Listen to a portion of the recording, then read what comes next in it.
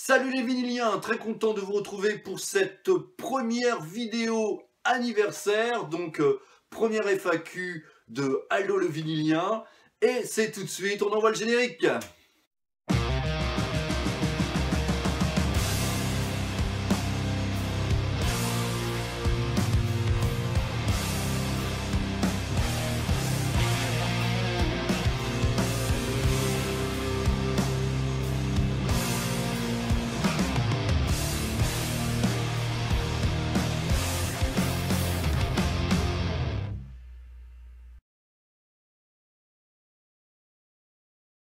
Alors je vais répondre à peu près à une quarantaine de questions. Normalement, j'en ai pas oublié, mais si c'est le cas, n'hésitez pas à me le dire dans les commentaires. Je vous répondrai directement dans les commentaires. Une quarantaine de questions en 5 catégories. Vous les découvrirez quand vous verrez la vidéo. Alors peut-être que cette vidéo sera un petit peu trop longue. Dans ce cas, je la couperai en deux, mais sachez que je mettrai les deux parties, si c'est le cas, en ligne en même temps. Allez, on commence.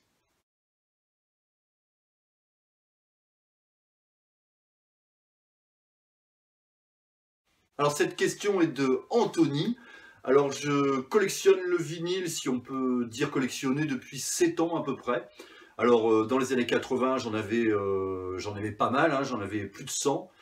Et j'en ai gardé une partie, mais je ne me considérais pas comme collectionneur. J'ai acheté du vinyle début 80 pour écouter de la musique. Quand le CD est arrivé, j'ai arrêté d'acheter du vinyle, j'ai acheté du CD pour écouter de la musique. À l'époque, il n'y avait pas d'internet, tout ça, c'était le seul moyen avec la radio pour en écouter. Donc je dirais que ça fait 7 ans à peu près que je collectionne. Il y a 7 ans, je suis allé un petit peu par hasard dans une foire aux disques à Calais. Et puis j'ai commencé à racheter des disques de hard rock. Je me souviendrai, les premiers disques que j'ai commencé à acheter, c'était les Van Halen, parce qu'il y a une personne qui les vendait tous à 5 euros. Donc je me suis fait toute la collecte à 5 euros pièce. Et en plus, il m'avait fait un prix à la fin. Donc je considère, si on peut appeler ça collectionner, que je collectionne depuis 7 ans à peu près. La deuxième question d'Anthony, donc. Alors, non, j'achète pas trop de vinyle neuf. J'en achète à peu près, je dirais, pour un vinyle neuf acheté, j'achète à peu près une quinzaine de vinyles d'occasion. Puisque ce que je recherche, c'est plutôt dans les années 70, donc autant acheter des pressages des années 70 que d'acheter des rééditions. Il est hors de question pour moi de mettre 30 euros dans un disque, ou vraiment de façon exceptionnelle. Je n'accepte pas ce genre de prix, donc je préfère largement acheter un disque d'occasion de 1972 par exemple. Ça a beaucoup plus de valeur pour moi que d'acheter un disque sorti en 1972 mais repressé en 2021. Pour répondre à la question, j'achète beaucoup plus de vinyle d'occasion que du vinyle neuf, mais j'en achète quand même de temps en temps. Alors une question de Hervé Badland. Alors ça, c'est vraiment des questions que je déteste. Excuse-moi Hervé. Parce que c'est tellement difficile, j'aime tellement de choses différentes, et puis tellement d'artistes et de groupes différents que c'est très compliqué pour moi. Allez, je vais répondre, en tout cas ces 5-là, c'est sûr. Alors je dirais Exile on Main Street des Rolling Stones, Led Zeppelin Rock d'ACDC,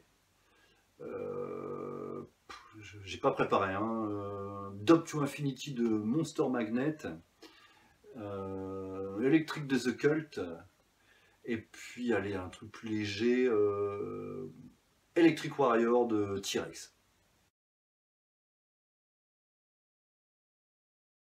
Alors cette question, elle est de mon poteau Fab. Fab, je te fais des gros bisous, tu nous manques à tous.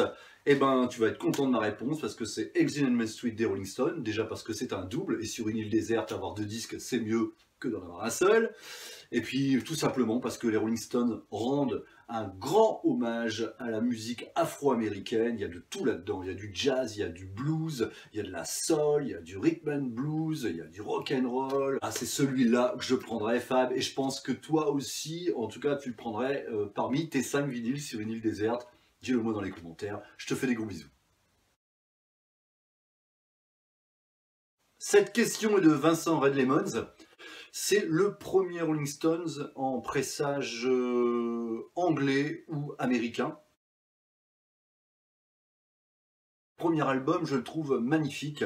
Je le trouve à la limite garage rock. On sent que s'ils ont eu du succès, c'est pas pour rien. Ce premier album est pour moi très important. Donc c'est pour ça que je le recherche en pressage, peut-être pas en pressage original, mais de l'année de sa sortie. Hein. Il est sorti en 64, je crois, ou 63, 64. Et donc je le veux en pressage, pas en premier pressage, hein, pressage de l'année, mais américain ou anglais. Les deux questions suivantes sont de Bruno Boimra.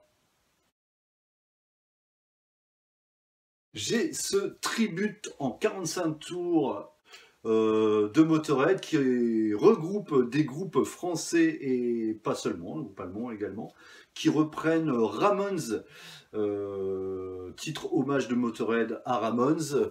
Alors il y a 1, 2, 3, 4, 5, 6 groupes qui reprend. C'est un splatter gris, vous voyez, hop, magnifique. Et la particularité, c'est que mon groupe, Zoé, a participé à ce tribute de Motorhead. Oui, je connais ce format. Non, j'en ai pas. J'en ai eu dans les années 80 parce que j'ai acheté Enfer Magazine, comme j'étais un hardos. C'était la bible du hardos au milieu des années 80. Et de temps en temps, il y avait un disque promotionnel, je me souviens, il y a dû avoir du Venom, du Bon Jovi, ce genre de choses en flexi-disque. Je me souviens les avoir écoutés, effectivement. On posait ça sur un autre 45 tours sur la platine et on écoutait. Ça n'avait pas un super son, mais c'est vrai que c'était un support un peu particulier. J'en ai plus malheureusement. Je dis pas que j'en achèterai pas un jour si j'en trouve sur une foire au disque. Je comprends tout à fait ceux qui peuvent collectionner ce genre de support parce que ça doit receler par moments pas mal d'inédits. Non, je n'ai pas de plaisir coupable dans ma discothèque parce que j'assume tout ce que j'achète. Généralement, quand j'achète, c'est pour écouter, donc j'ai pas honte d'écouter du Johnny Hallyday ou d'avoir une compilation de Michel Delpech, par exemple. Ça m'est arrivé il y a à peu près un an et demi. J'avais acheté un lot en ressourcerie de disques d'un gars qui devait collectionner tout ce qui était New Wave, indépendance des années 80. Et dedans, et puis il y avait quelques disques des années 90. Il y avait un disque d'Archive. Archive est un groupe ambiant, électro-ambiant. Enfin, je pense que ça se situe là-dedans. Et le lot, je l'ai payé 10 balles. Je ne sais plus combien il y avait de disques, mais ça me revenait à moins d'1 € par disque. Et quand je suis allé vérifier la cote sur Discogs, même s'il faut se méfier des cotes sur Discogs, il était coté à plus de 200 €. Parce qu'il y avait un maxi 45 tours dedans, et puis il était sorti dans les années 90, donc c'était quelque chose d'assez rare. On le trouvait assez facilement en CD, mais pas en vinyle. Et je l'ai mis longtemps en vente, je l'ai pas bien sûr, j'ai pas essayé de le vendre à 200 €. Hein. J'ai essayé de le vendre à 120 €, il est jamais parti. Et puis un jour, il y a quelqu'un qui m'a fait une proposition à 70 ou 80 €. Et je lui ai laissé à ce prix-là. Déjà, ça fait une belle somme quand on pense que je l'ai payé moins d'1 €. Et puis j'ai fait plaisir à quelqu'un.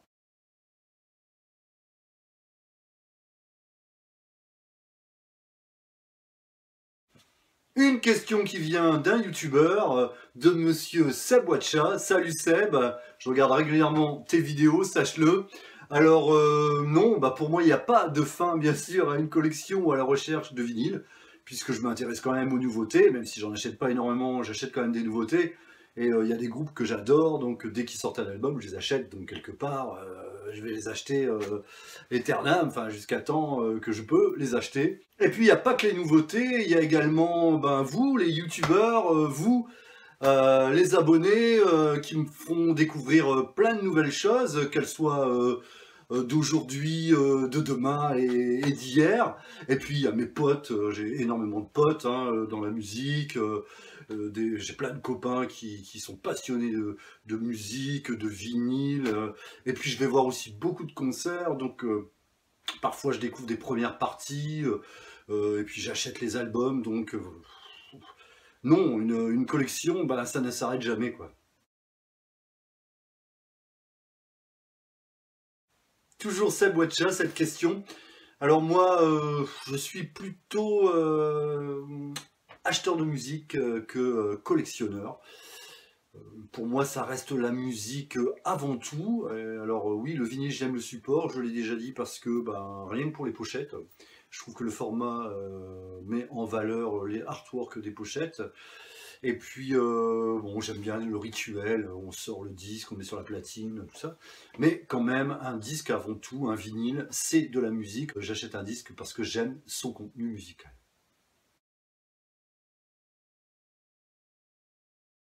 Alors, je la vois un peu comme ça. C'est-à-dire que je vous l'ai déjà dit, dans le classement du vinyle, j'essaie de pas m'encombrer de trop. Quand j'achète un vinyle et que j'aime pas, ben, je finis par le revendre. Je veux rester à une quantité raisonnable. Pour moi, la quantité raisonnable, eh ben, c'est de pouvoir écouter quasiment tout ce que j'ai acheté. Donc, je n'aurai jamais de collection à 6000 vinyles. Ça ne m'intéresse pas. Je veux des disques que j'écoute en priorité. Donc, tout ce qui dort, ben, je m'en débarrasse.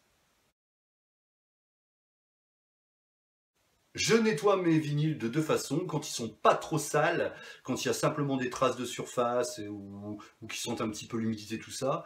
Je prends de l'eau déminéralisée que je mets dans un bol et je mets deux trois petites gouttes de savon liquide, savon pour se laver les mains, et avec un coton pour se démaquiller, 100% coton surtout, je nettoie chaque face, je pose le vinyle sur un torchon propre et je nettoie la face A, je déboussière un petit peu avant avec un chiffon pour ça, et ensuite avec mon coton imbibé d'eau avec un petit peu de savon dedans, je nettoie la première face, je le retourne, je nettoie la deuxième face. Ensuite, avec un t-shirt très propre, 100% coton, je l'essuie tout doucement pour pas l'abîmer, pour pas le rayer.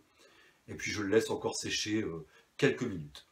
Et quand ils sont vraiment, souvent il y a des vendeurs peu scrupuleux qui vous vendent du VG+, voire du Near Mint, et puis quand vous les écoutez c'est du VG, ben très très très souvent c'est que les disques sont simplement encrassés, ils sont pas vraiment usés, ils sont simplement encrassés. Donc là j'utilise la méthode de nettoyage de Rock Moderne. Allez voir sa vidéo de nettoyage à la colle Cléopâtre, ça fonctionne à merveille. Il y a plein de disques que j'ai écoutés, il y avait des craquements continus, même pas VG, des fois moins que VG, et j'arrive à obtenir du VG+, voire même du Nearmin, tout simplement parce que les disques étaient encrassés. Alors j'aimerais bien avoir une machine à ultrasons, hein, mais ça reste encore un petit peu cher. J'ai pas encore trop les moyens, et puis ce rituel de la colle et tout, ça me va. Pendant ce temps-là, j'écoute des disques, en même temps, j'écoute mes vinyles. Je fais ça souvent le dimanche après-midi, tranquillement. Quand j'ai fini de nettoyer mes vinyles, bah, la première méthode, tout simplement avec le coton, voilà, nettoyage léger, je marque toujours sur ma sous-pochette au crayon de bois OK N, ça veut dire OK nettoyé. Et quand je l'ai passé à la colle, je marque toujours sur ma sous-pochette, toujours au crayon de bois dans un petit coin, OK N C, c'est-à-dire OK nettoyé à la colle. Et je marque également de l'autre côté de la sous-pochette au crayon de bois, en tout petit, le prix du disque. Parce que tout simplement, quand bah, ça ne me plaît pas, bah, je le revends. Et je le revends souvent au prix que je l'ai acheté. Puis si je vois vraiment que je me suis fait un petit peu rouler, que je l'ai acheté un petit peu trop cher, je le baisse un peu. Et puis c'est toujours mieux que de le garder, de ne pas l'écouter, donc je fais plaisir. Et si vraiment je l'ai acheté 2 ou 3 euros, je ne marque même pas le prix, hein, je l'offre.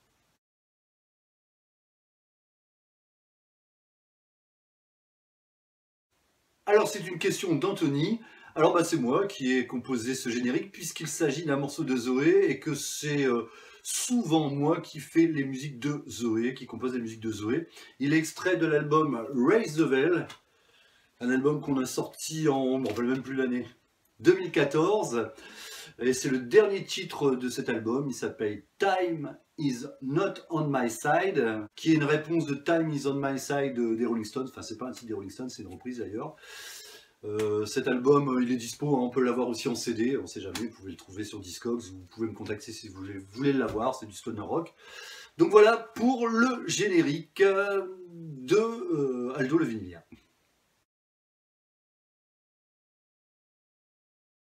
Alors c'est une question de Beck Bolin. Alors je mets une bonne journée, hein, même parfois plus. Mais alors on va dire entre 8 et 12 heures. Alors c'est une question de running hug. Alors j'utilise, j'ai pas vraiment de logiciel, c'est un éditeur vidéo que j'ai sur mon PC, un truc tout bête. Je peux même pas faire de fondu d'image ou d'incrustation d'image dans la vidéo, tout ça, à part un peu de sous-titres. C'est très rudimentaire, mais en même temps ça me va, parce que comme ça je perds pas trop de temps avec la technique. Et puis les images que j'incruste dedans, ainsi que mes vignettes, je le fais sur Publisher, un logiciel familial, pour faire un peu de graphisme. Je filme avec un iPhone 6, un vieil iPhone que j'ai depuis plus de 4 ans. Donc le son est pas top, j'essaie d'avoir une captation du son pas trop mauvaise. Ma pièce résonne pas trop, elle résonne un peu. Parce que si je commence à mettre un micro, tout ça, c'est compliqué. Un jour, j'achèterai sûrement une caméra 4K. Mais pour l'instant, bon, j'ai pas trop le temps de tout ça.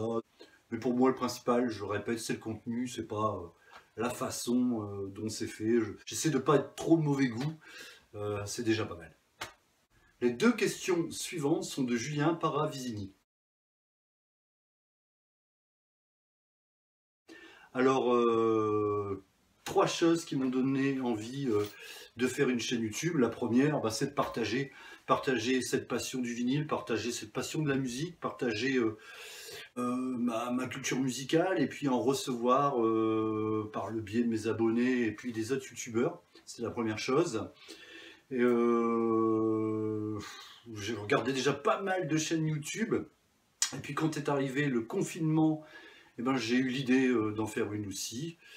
Et donc, c'est l'ennui un petit peu pendant le confinement. Et puis pour finir, pendant le premier confinement, j'ai pas fait de vidéo. C'est après qu'elles sont arrivées. Et la troisième chose qui est importante, c'est que je ne suis pas à l'aise devant une caméra, pas à l'aise devant des appareils photo. Et je me suis dit, ça va m'aider à avancer par rapport à ça. Et donc, j'avais pas forcément une bonne image de moi. C'est un bon exercice pour remédier à ça. Oui, je regarde pas mal de chaînes YouTube qui parlent de vinyle, hein. Alors, j'ai fait une petite liste pour oublier personne. Alors, Fab, hein, même s'il n'est plus là, c'est lui qui m'a donné envie. André de Je dis ce que je veux, qui m'a donné envie. Et puis Olivier de Rockologie, qu'on ne voit plus. Ça, c'est les trois chaînes qui m'ont donné vraiment envie de faire ma chaîne YouTube. Autrement, je regarde très régulièrement Joe de Jojo Family, Step Jazz, quand il parle vinyle, Vinyle Actu, Monsieur Vinyle, je l'ai encore regardé avec son live là, Joseph Isola. Alors Joseph Isola, c'est pas forcément toujours ce que j'écoute, mais c'est très intéressant parce que ça ouvre un petit peu l'esprit. Monsieur Seb Wacha, je l'ai dit tout à l'heure, je regarde régulièrement également.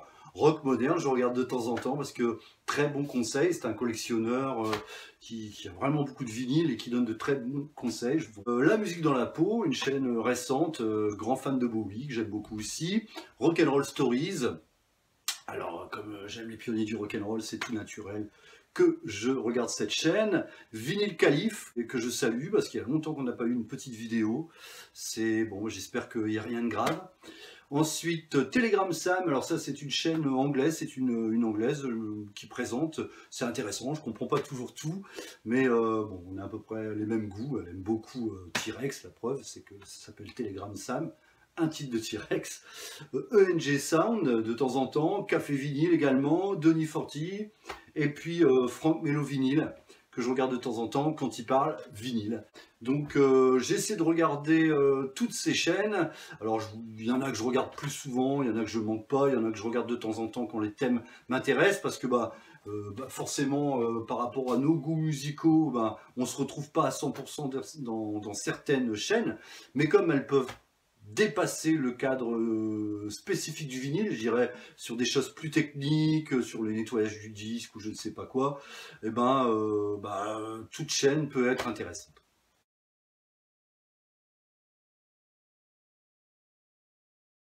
Alors c'est une très bonne question de Jean-Louis Lopez.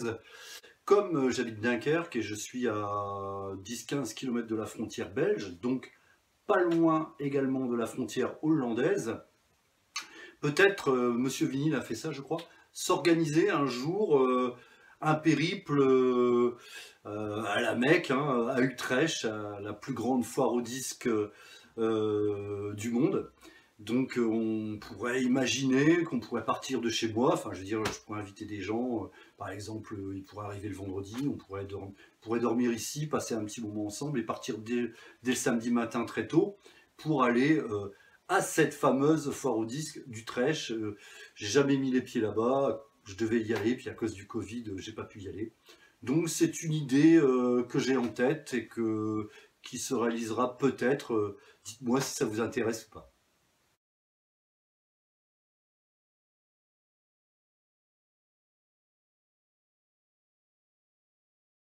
Alors pour ce qui est de mon matos hi-fi, alors j'ai trois systèmes ici. J'en ai un ici dans ma chambre, là où je filme mes vidéos pour écouter le soir. J'en ai un dans mon salon et j'en ai un multiple, je dirais, avec plusieurs amplis, tout ça, dans ma chambre d'amis. Je ne suis pas un féru de matos hi-fi. Je veux pas monter trop en gamme parce que souvent les disques qu'on achète en foire au disque, et ben, ça craque un peu tout ça. Et plus on monte en gamme, plus on entend les défauts. J'aime le matos vintage. Alors pareil, je cours pas après, je vais pas claquer 400 balles dans un ampli vintage, en tout cas pour l'instant. Tout le matériel que j'ai acheté, le maximum que j'ai mis, c'est 150 euros. J'achète que du matos d'occasion, mais souvent mes amplis et mes platines, je les ai payés 50, 60, 70 euros. Voilà, je vous montre tout ça en images, et ça fera un petit peu moins de blablabla.